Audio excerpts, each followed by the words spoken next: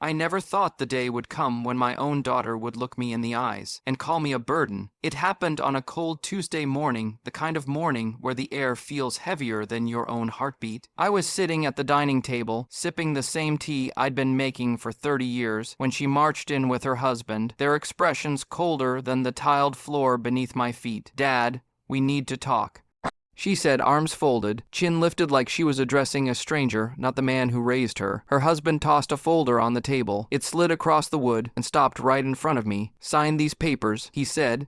"It's just better this way." Better for whom? I didn't understand. My daughter pulled out a chair and sat directly across from me, her eyes sharp, irritated, almost disgusted. "Dad, look, you're getting older. You can't manage the house anymore, and honestly..."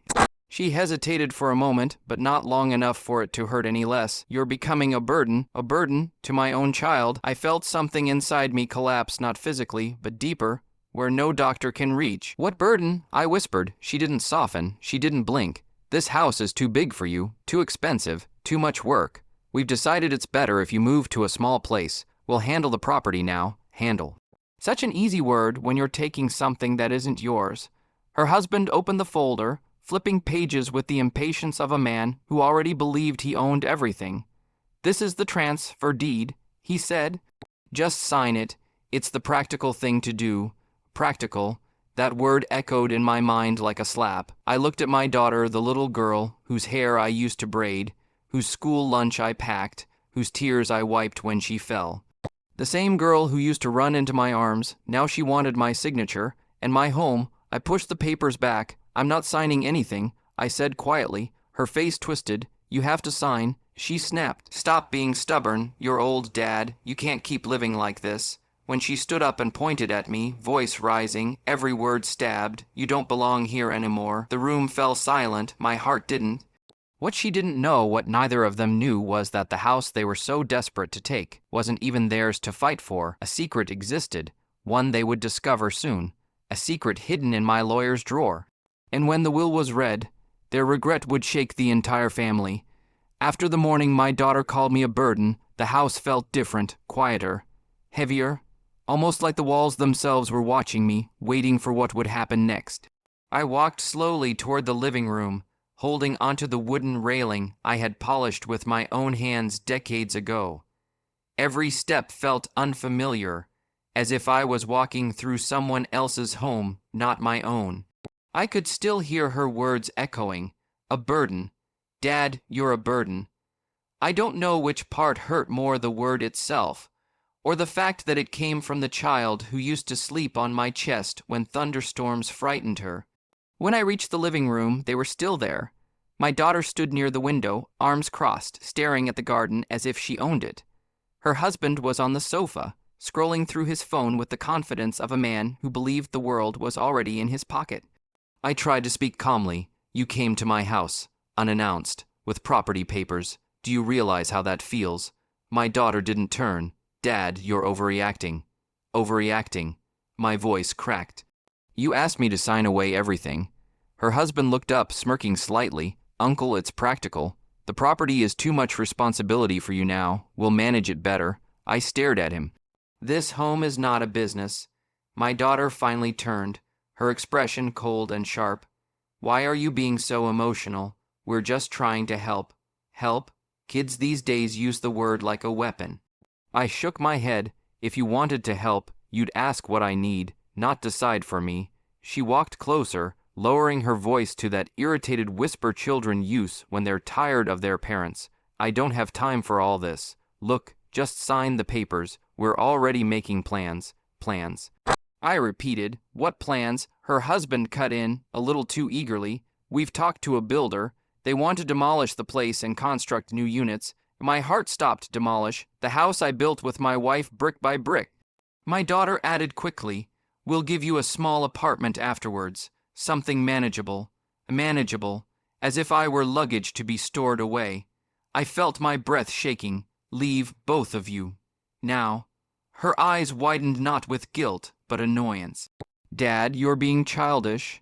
I turned away, unable to look at them.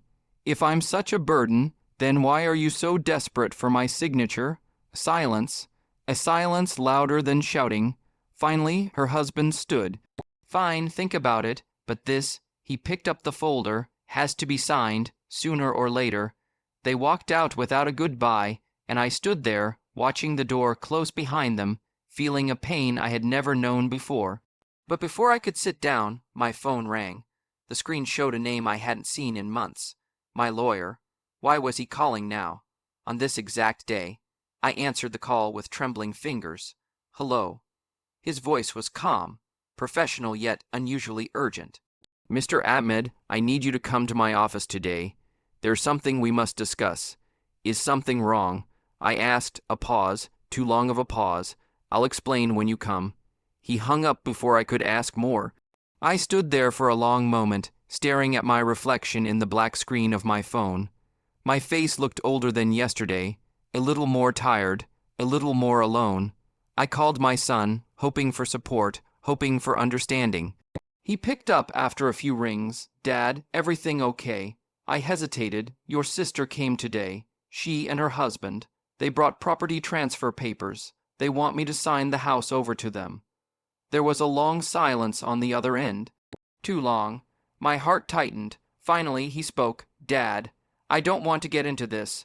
What do you mean? I asked softly. It's between you and her. He said, I don't want to create drama. Plus, she told me you're struggling to manage the place. I closed my eyes. She had already poisoned him. So you think I should give them the house? I asked, I think. He sighed. I think maybe you should consider it, Dad. You're not young anymore. That sentence hit like a hammer. My son, the one who used to hold my hand crossing the street, was now telling me I was old enough to surrender my life's work. I ended the call before my voice could break. A strange coldness settled inside me. Not just sadness, but betrayal. I walked to my study, a room filled with old documents, photographs, hand-written notes from my wife, memories, real ones, not the fake concern my children were throwing at me now. The study felt safe, like stepping into a different time. I opened an old wooden drawer to take out a file I needed for the lawyer. But something was wrong. There were files out of order, papers slightly moved, the imprint of a hand where there shouldn't be one. I checked the cabinet, the one I always kept locked. The lock had scratches around it. Someone had tried to open it. I felt a chill run through me. Had my daughter, or worse, her husband, been inside this room? Had they already tried to find the house documents? My heartbeat quickened as I crouched to check the lowest drawer, the one where I kept the original property papers. I pulled it open softly, praying the documents were still inside. My hands froze. The folder was missing. My mind raced as I searched every drawer, every shelf, every corner of the study. The property folder, the most important document in the house, was gone. Had they taken it? Had they made copies? Had they forged something? 100 thoughts screamed inside my head as I grabbed my coat and headed for the door. I needed answers, and the only person who could help me now was my lawyer. The taxi ride to his office felt like an eternity. My hands wouldn't stop shaking. My thoughts wouldn't stay still. Everything in my life, my home, my children, my peace felt like it was slipping through my fingers. When I walked into the lawyer's office, he stood up immediately. Mr. Ahmed, thank you for coming on short notice. I sat down, trying to steady my breathing. My property documents, they're missing. He didn't look surprised. That scared me even more. Someone attempted to access land records last week. He said carefully, without your signature. My blood ran cold. Who? We're still investigating, he replied, but I believe it's connected to your daughter and her husband. I felt anger rise for the first time in years. They tried to steal my home. He nodded slowly, which is why I called you. He opened his drawer and pulled out a sealed envelope, thick, old, handwritten. My heart stopped when I saw the handwriting, my late wife's handwriting. This, he said softly, was left by your wife before she passed. She instructed me to give it to you only if your children ever tried to forcefully take the property. I stared at the envelope, hands trembling. Why didn't she tell me? She wanted to protect you, he said. She feared this might happen one day. Tears stung my eyes. The woman I loved had seen the future I refused to believe. I reached for the envelope, but the lawyer pulled it back slightly. There's something else, he said. What? He opened his drawer again and placed a second sealed envelope on the table. This one was newer, stamped, marked, to be opened only after the reading of the will. I blinked. Another envelope. He nodded. Your wife created a second document. Something she wanted revealed later. Something your children are completely unaware of. My hands shook. What's inside? He folded his hands, leaning forward. I don't know. She insisted I never open it, not even to check. My heart thudded as he continued, but she said one thing. He paused. She said this second envelope would change everything. I stared at the two envelopes, one from the past, one meant for the future, and for the first time since my daughter called me a burden, I felt something I hadn't felt in days. Power. Holding the two envelopes in my hands brought back memories I hadn't touched in years, memories of when life was simpler, when love was honest, when the word family meant safety instead of fear. My wife and I did not come from wealth. Everything we had, every brick of that house, every tree in the garden, every piece of furniture was bought with years of sacrifice. I remembered the first day the land was ours. I stood on the empty plot, my boots sinking into soft mud. My wife stood beside me, smiling as the wind tangled her hair. This will be our home, she whispered. We didn't have much money back then, but we had each other. I worked extra hours at the workshop. She stitched clothes at night. We saved every rupee, every coin, every hope. When the foundation was finally laid, she cried not out of sadness, but pride. I built the walls myself, mixed the cement myself, painted every room with my own hands. I could still see my daughter running through the hallways, shouting excitedly as if the whole house belonged only to her. She used to say, "This is my castle, Daddy." Funny, how children forget the value of what they once loved. My son was born a few years later. I remembered holding him so tightly the doctor laughed and said, "He's a baby, not a bag of flour." We raised them with love. We taught them respect. We gave them everything we could, everything we never had. But love is strange. It grows beautifully, and sometimes it rots without warning. What my children saw today was a house. What they didn't see was the life we poured into it. I sat in the lawyer's office with the envelopes on my lap, and a realization hit me. My wife had seen something in our children I refused to see.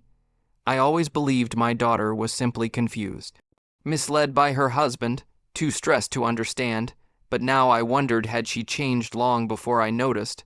The lawyer cleared his throat gently. We don't need to open the envelopes yet, but you must be prepared. This could divide your family. I gave a bitter smile. It's already divided. He nodded sadly, maybe, but these documents might expose more than you expect. More than I expect.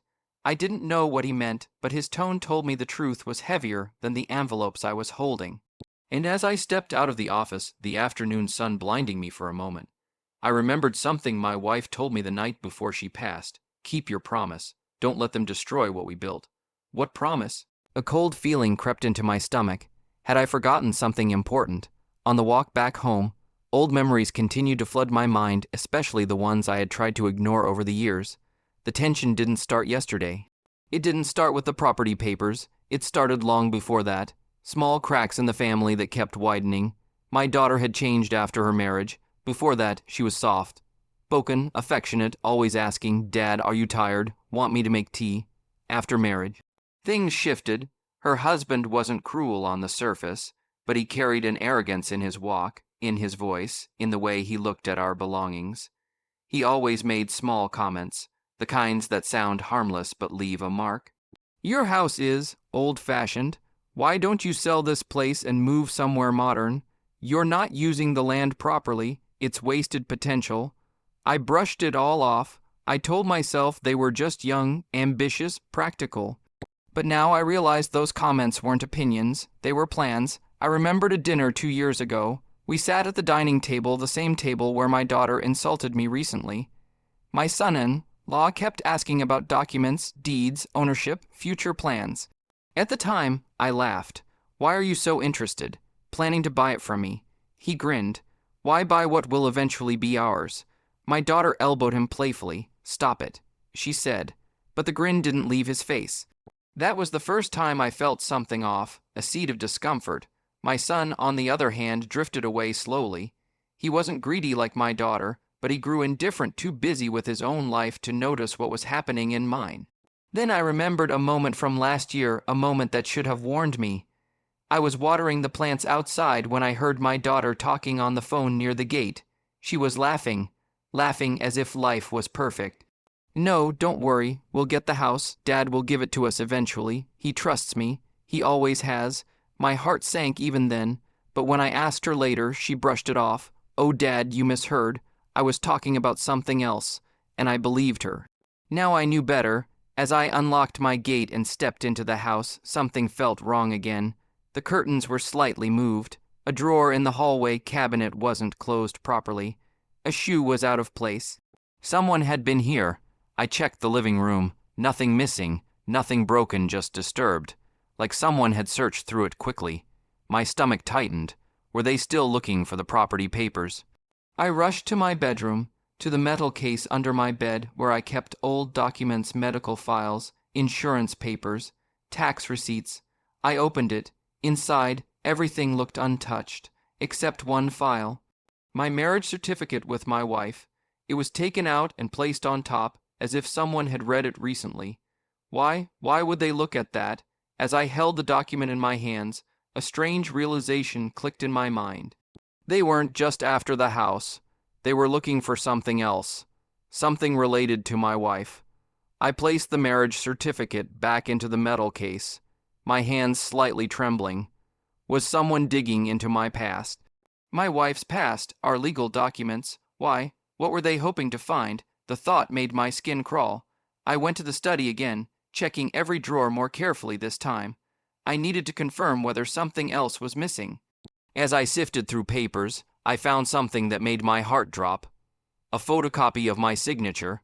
On a blank sheet of paper. My breath caught. My daughter had been in the study, or her husband, or both. They hadn't just tried to take the house, they were preparing to forge documents.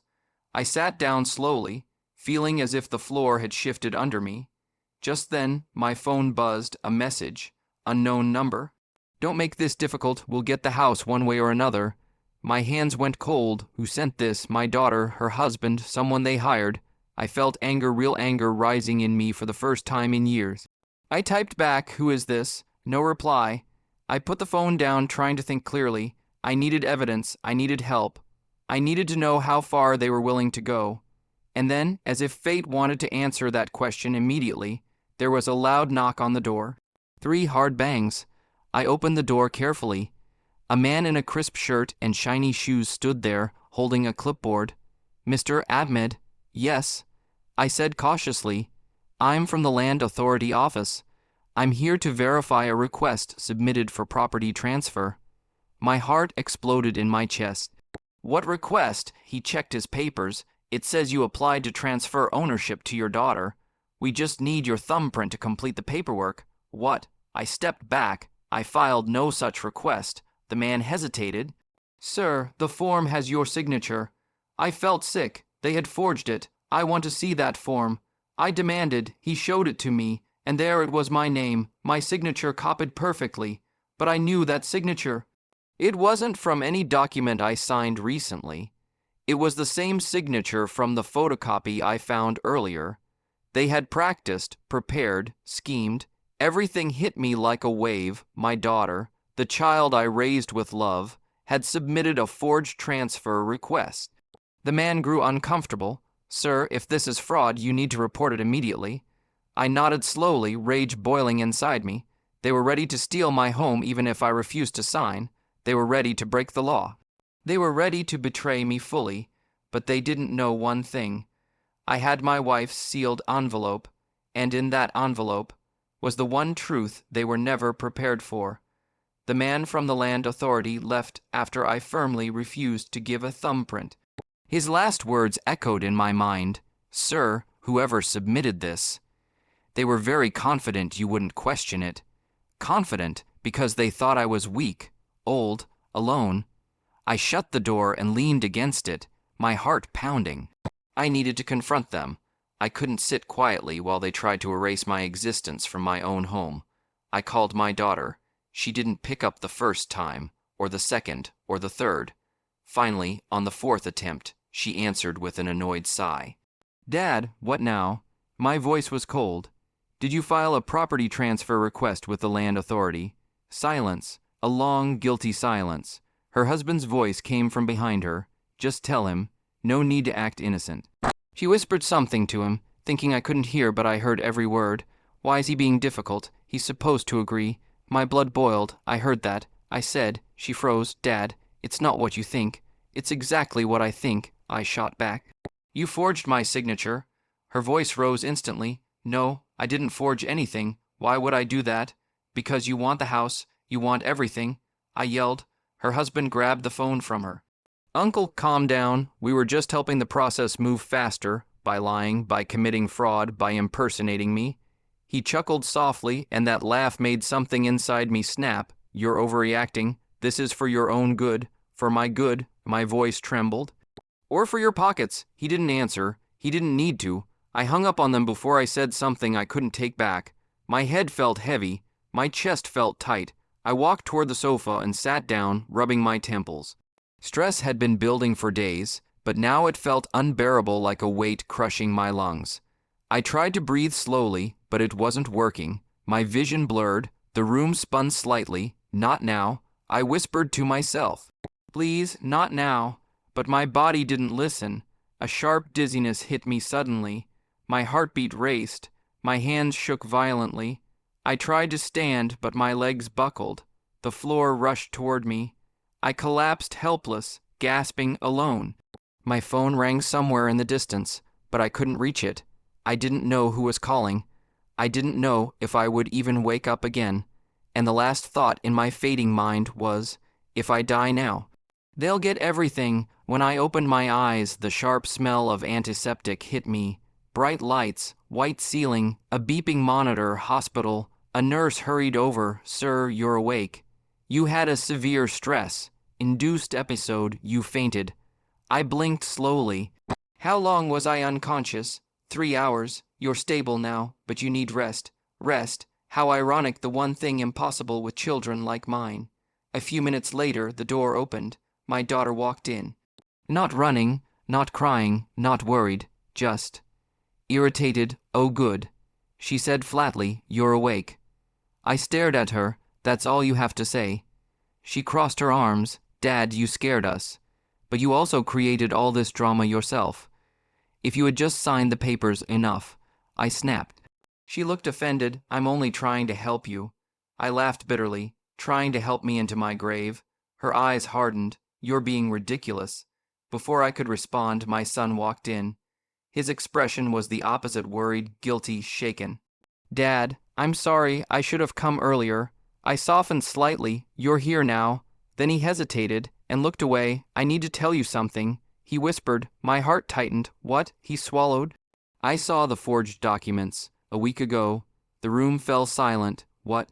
I whispered. He kept his head down. I found them in my brother-in-law's drawer. I didn't want to get involved. I didn't think he'd actually submit them. I stared at him, pain filling my chest again, not physical pain, deeper. You saw the fraud, and you stayed quiet. His lips trembled. I'm sorry, Dad. I didn't want to fight. My daughter jumped in immediately. He's overreacting. Everyone is overreacting. Why can't you all understand? We need the house. We?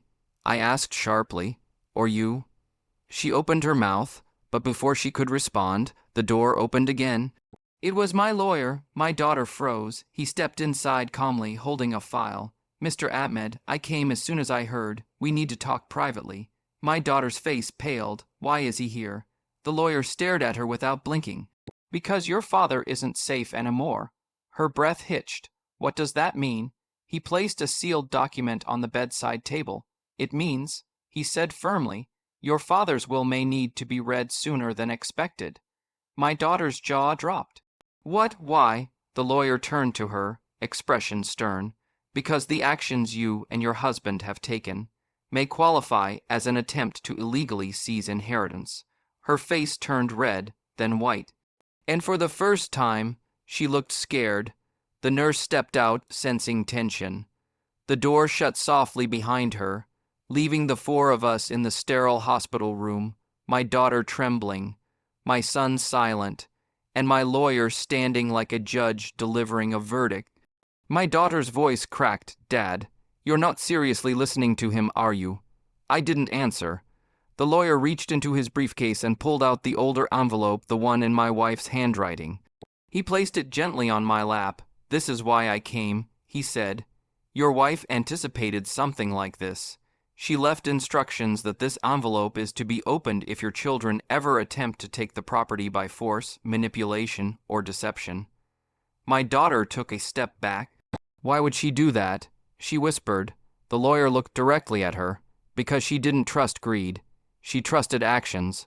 My daughter looked shaken, confused, angry all at once. "I'm not greedy," she snapped. The lawyer raised an eyebrow. "Then why forge documents?" she gasped.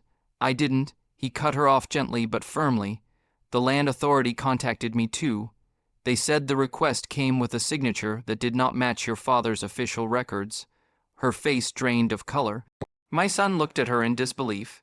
"You told me it was just a request for help." "Shut up," she hissed. The lawyer ignored the outburst. "There is more," he continued, opening his briefcase again. He removed the second envelope, the newer one, heavy, sealed with a lawyer's stamp. "This envelope," he said slowly, "was created by your father and mother together." I froze. "Together?" I repeated. He nodded. "Yes, your wife insisted on keeping it confidential. She said it contained a decision that would only make sense when the time was right." My daughter looked terrified now. "What decision? What is inside?" The lawyer didn't answer. Instead, he turned to me. "Mr. Ahmed, your wife left a message for you inside, a very personal one. Are you ready to open it?" My throat tightened. My hands trembled slightly. I don't know." My daughter moved forward quickly. "No, he's not in the right state of mind. He just collapsed." "Sit down," I said coldly. She stopped instantly. My son whispered, "Dad, whatever is inside, do you want us here?" Before I could respond, the lawyer added something unexpected. "Your wife said that once the second envelope is opened, the final will must be read within 24 hours. My daughter gasped. "What? Right now?" My heart pounded. The room felt too small, too quiet, too heavy. My wife had planned something none of us understood. I lifted the second envelope in my hand, feeling its weight. Inside it was the truth. A truth that could destroy or rebuild this family. I took a deep breath, and just as I was about to break the seal, the door swung open abruptly. A voice shouted, "Stop! Don't open that!" We all turned. Standing in the doorway was my son-in-law, his face twisted with panic. The next morning, my house was filled with the kind of silence that burns your ears. Everyone had arrived not because they cared about me, but because the lawyer had called a mandatory family meeting. Ayesha sat on one sofa, her arms folded, jaw clenched. Her husband Bilal hovered beside her like a shadow. My son, Hamza, sat quietly across from them, his wife Nadia clutching his hand nervously, sensing the storm in the room. I walked in slowly with my walking stick and sat down. No one greeted me. No one asked how I was feeling. They were all just waiting for the moment that would decide their future. The air felt thick, suffocating. Ayesha broke the silence first. "Baba, I hope you realize this meeting is unnecessary. We could have discussed everything privately. You made such a drama calling everyone." I looked at her calmly. "Ayesha, this isn't my doing. Your behavior forced this." Bilal scoffed. "We were only thinking about the family's future. You're being dramatic." Hamza's hand tightened. "Family's future. You tried tricking Baba into signing the papers." Ayesha snapped at him. "Stay out of this. You live far away. You don't know anything." The argument exploded. Shouting, blaming, interrupting, accusations flying across the room like daggers. "You only visit when you want money. You're the greedy one. You pushed Baba to the point he feels unsafe in his own home." Even Nadia, usually quiet, finally burst into tears. "How can you all fight like this? He's your father." My heart ached watching my own children tear each other apart, not with love, but with hunger. Hunger for what they thought they were about to inherit. And then, a firm knock on the door silenced everyone. Footsteps echoed down the hall. Mr. Rahim, my lawyer, walked in holding a thick file. He didn't smile. He didn't greet anyone. He simply said, "Let's begin. It's time to read the will." All eyes widened. The room fell into a terrifying stillness, because in that moment every single one of them realized this was it. Their fate was about to be sealed. Mr. Rahim adjusted his glasses and cleared his throat. Ayesha leaned forward confidently, already imagining herself as the owner of everything. Bilal smirked. Hamza sat rigid. Nadia held her breath, and then the lawyer began. I, Ahmed Khan, being of sound mind, do hereby declare this to be my last will and testament. Ayesha kept smiling, until the next lines, to my daughter Ayesha, who once brought great joy into my life, but in recent years has shown only distance, impatience, and disrespect. Ayesha's smile faded instantly. Mr. Rahim continued reading, his tone steady and emotionless. I leave 1 rupee as a symbolic reminder that love cannot be replaced with greed. Ayesha gasped. 1 rupee? What kind of nonsense is this? Bilal jumped to his feet. This is rigged. You forced him to write this. He would never do that. But the lawyer simply raised a hand. Let me finish. Ayesha's breathing grew harsh. Her face turned red. To my son Hamza, who has remained patient, respectful, and honest despite his own struggles. Hamza looked shocked. I leave the savings account in fixed deposits. Hamza covered his mouth, stunned. Ayesha yelled, he doesn't deserve anything. He didn't even stay with Baba. No, I said quietly, he stayed loyal. The lawyer went on, and finally, regarding my house. Everyone froze. Ayesha leaned forward again, desperate, praying the house would be hers. I leave this property, including the full estate and land title. She was already smiling again. To my granddaughter, Zoya, daughter of Hamza, because she is the only one in this family who has ever loved me without asking for anything. The shock in the room felt like a thunderstrike. Ayesha shot to her feet, screaming, What? A child? A child gets the house. This isn't fair. She knocked over a chair. She pointed at Hamza with trembling hands. You manipulated Baba. You poisoned his mind. This house is mine. Hamza stood slowly. Ayesha, Baba made his own decision. She backed away, screaming louder, No, no, no, I won't accept this. And then she stormed out of the room, slamming the door so hard the walls shook. The silence she left behind was worse than the yelling. Hamza looked at me with disbelief. Baba, you gave the entire house to Zoya, my daughter. I nodded. She is innocent, pure, hearted, the only one who visits me without expecting anything. Nadia wiped her tears. She loves you genuinely. She'll be happy. Bilal paced back and forth like a trapped animal. This can't be final. We can contest it. A child can't own a house, mister. Rahim cut him off sharply.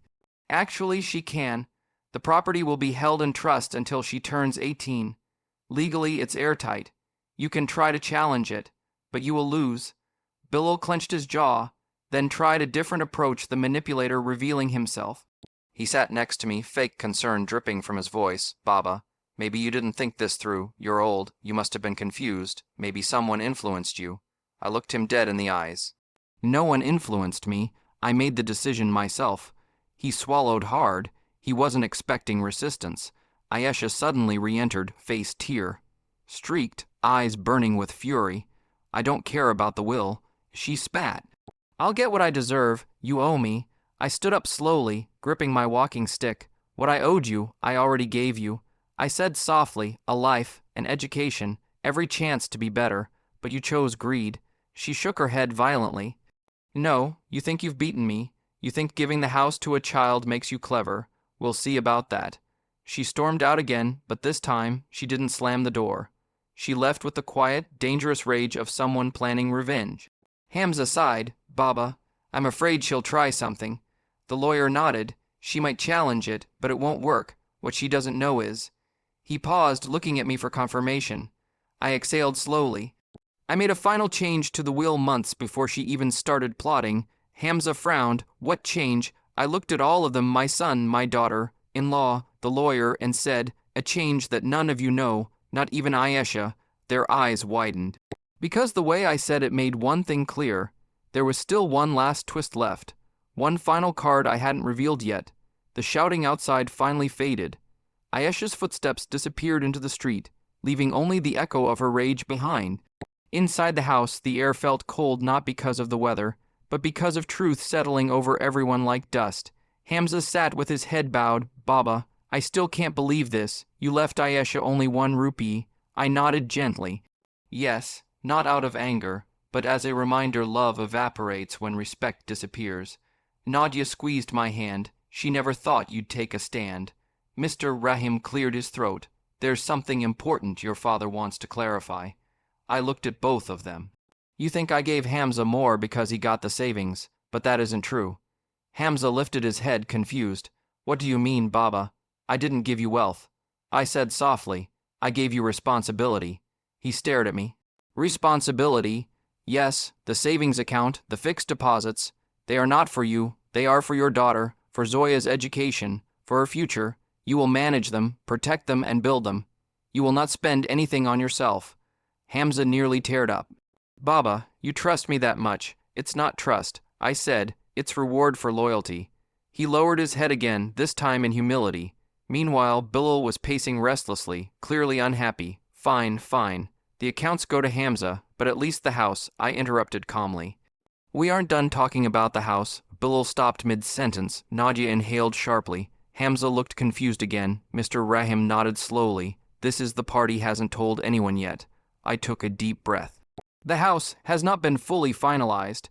Their faces changed instantly, shock, confusion, fear. Yes, I continued. I made a decision about the house long before any of you knew, but I also kept one last decision pending.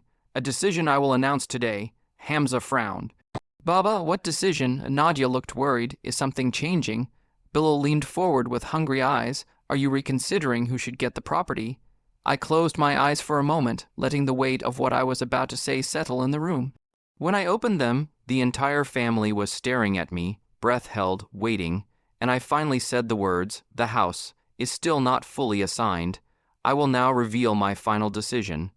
Before I could speak another word, the front gate creaked open.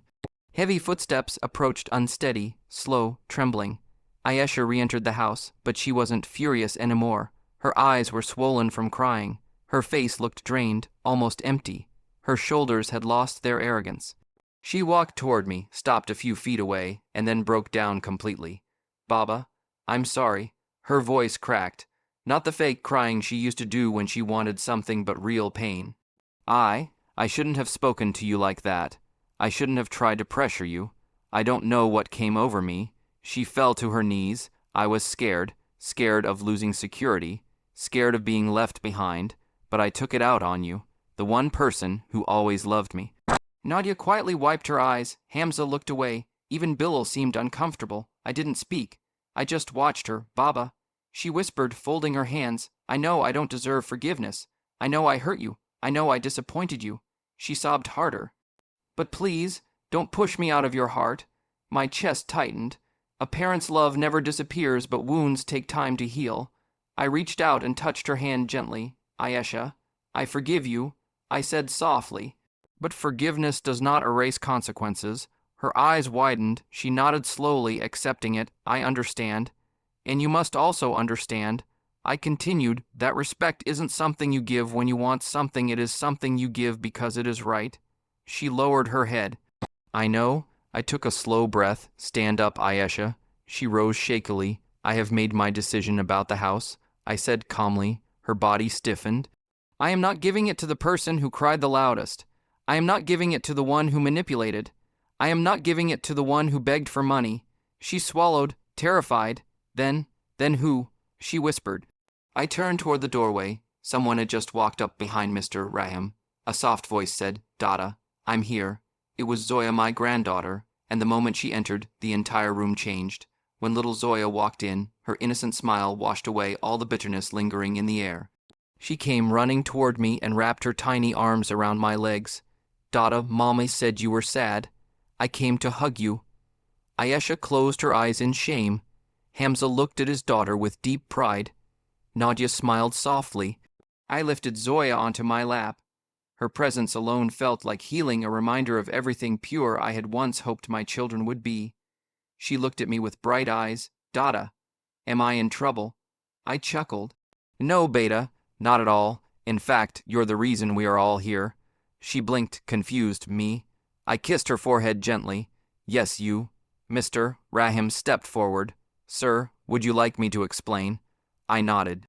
He opened the last envelope, the one no one had seen. In addition to the will, the lawyer said, your grandfather made a separate legal decision 3 months ago. Ayesha tensed. Hamza leaned forward.